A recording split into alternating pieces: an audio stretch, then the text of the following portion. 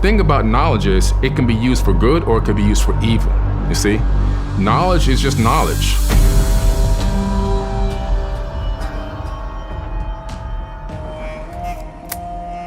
I remember a frozen, windswept Arctic afternoon when I was bundled up into a Jeep and hustled out on a special, top secret mission. I figured I was finally going to be let into the reason for the existence of this high security Arctic base.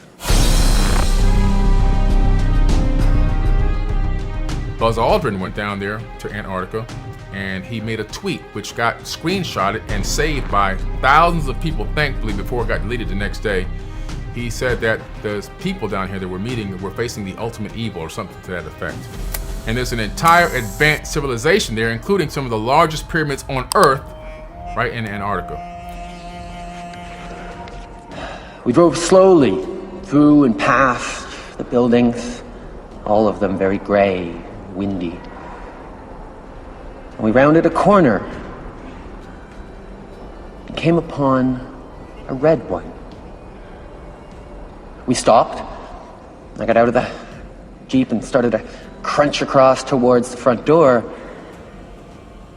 I was told no. To the window.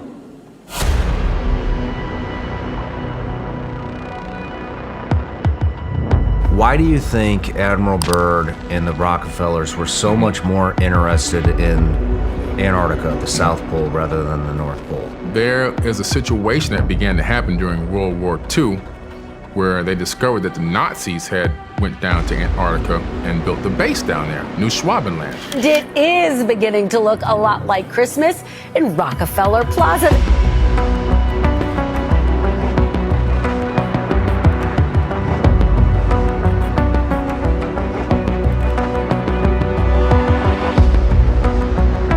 A lot of the world's leaders were there at the same time. They went to go meet with who? And Buzz Aldrin was invited. A space traveling, an astronaut goes down there to meet with who? He said the ultimate evil. Pyramids down there are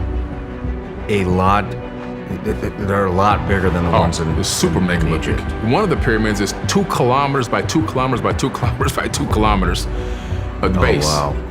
Looking into the Nikola Tesla stuff, and it sounds like Nikola Tesla got his information somehow from ancient Egypt. Mm-hmm. A lot of people say that the pyramids were some type of a power plant. You look at Bosnia in Europe, there's a pyramid there called the Pyramid of the Sun. Just like there's one in Mexico called the Pyramid of the Sun. There's one in Bosnia called the Pyramid of the Sun. It's massive. There's tunnels underneath that are connecting the pyramids. But inside of this one tunnel, they found this gigantic crystal.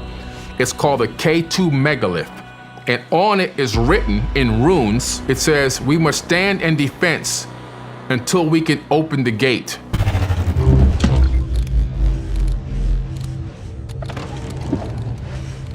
So CERN, in my opinion, is researching and learning about technologies that already existed. Again, we're just rediscovering everything. When you go to CERN, right outside the front door is this gigantic picture of this Indian god that is standing inside of a portal. I mean, what do you think they're doing with these mini black holes that you think that they're creating?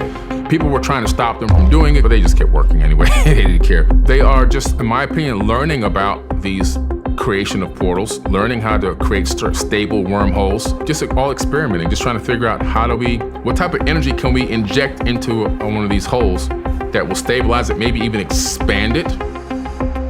Where do they lead? Where do they go? Like when we go through them, where will we end up?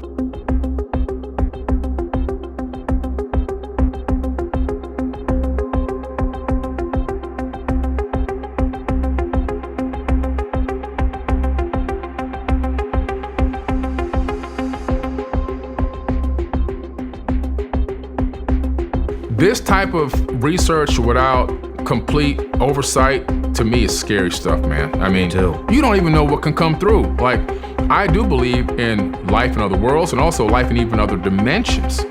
We know that based on theoretical physicists like Michio Kaku and many other well-respected physicists, that we're living in a universe based on 11 dimensions.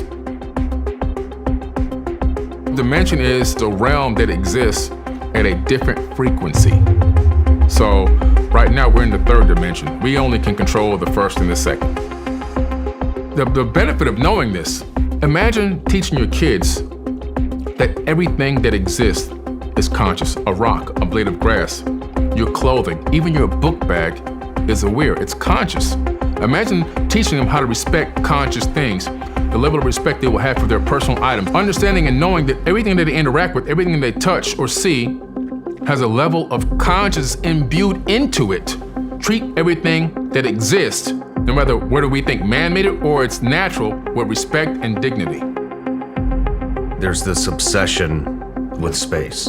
Yeah. And Elon says, I believe he wants to occupy Mars by, is it 2025? Yeah. And why is the fascination in space? Has all of Earth been discovered? I mean, No.